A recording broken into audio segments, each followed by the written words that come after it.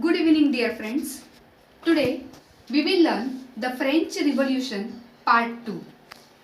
In the last video, in Part 1, we have seen the fall of Bastille. Now let us see the French society during 18th century. Means how was the French society during 18th century, that is given in Part 1 of the chapter, the French Revolution. In 1774, Louis XVI of Bourbon dynasty or Bourbon family, he ascended the throne of France.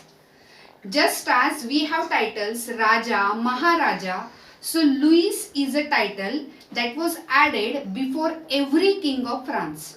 So just as here we are discussing about Louis XVI, so same is there. Louis XV was also there. Then Louis XIV was also there. So Louis XVI, Louis XIV, Louis XV. So all these Louis, they are titles added before king. So here Bourbon dynasty was a dynasty of kings, and that Bourbon dynasty was the ruling dynasty, ruling family of France. So in 1774, Louis XVI, he ascended the throne of France. Then he married to Austrian princess Marie Antoinette. That princess, she was 20 years old and she was Austrian, she belonged to Austria. So before that, the condition was like that, long years of wars drained financial resources in France. Long years of war with whom and how? So Louis XVI helped American 13 colonies to gain independence from their common enemy, Britain. So Britain was enemy of America, and enemy's enemy is our friend. This was the strategy. So France helped America to get rid of Britain. So long years of war was going on. France helped in every way to American colonies, and so that financial resources, they were in crisis. So France economy became indebted. Louis XVI found empty treasury. Along with that, the court of Versailles was very much extravagant, expensive court, and so that king had to manage the proceedings of that court also. Apart from that, salary of army officers, then courtiers who work for king's administrations. So such a people, army officers, then courtiers, administrators. So such a people's salary, king he had to perform that work also. But king was not having that much money, and so he had taken loan. So that loan in form of leverage, that was going on, that was increasing day by day. Livre, that was currency of France. As we have currency in India, rupee, so livre is currency in form. So that indebtedness increased, and to get rid of that indebtedness, to get rid of that situation, to escape from situation, king was not having any other option than to increase taxes. So king decided to increase taxes. Good evening, friends. Let us see the system of estates in France. Up to this, we have seen that king was not having any option other than to increase taxes. But before that, let us see the system of estates in France.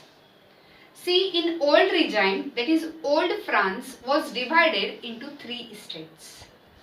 First estate, second estate, and third estate. First estate consisted of clergy. All these people, they belong to church and own high respect in society. Second estate consists of nobility. All those people, nobles, they were relatives of kings, they were courtiers, and they were having high position in society. Third estate consisted of all the common people in France. Third estate here means big businessmen, merchants, traders. Then Second category in third estate, peasants and artisans. Third category in third estate, workers, landless laborers. So all these multiple types of people, they belong to third estate. 90% population in France were of peasants and artisans. So peasants, they consisted of 90%, but 60% land was owned by first estate and second estate, that is clergy and nobility. It means those who work on land, who were the real craftsmen of France, they did not have any possession like land.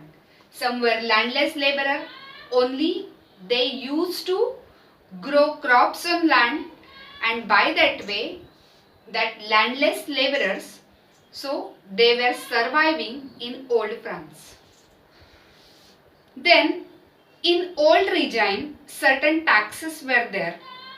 So all these taxes, they were two types of taxes, and all these taxes, they were filled by third estate only.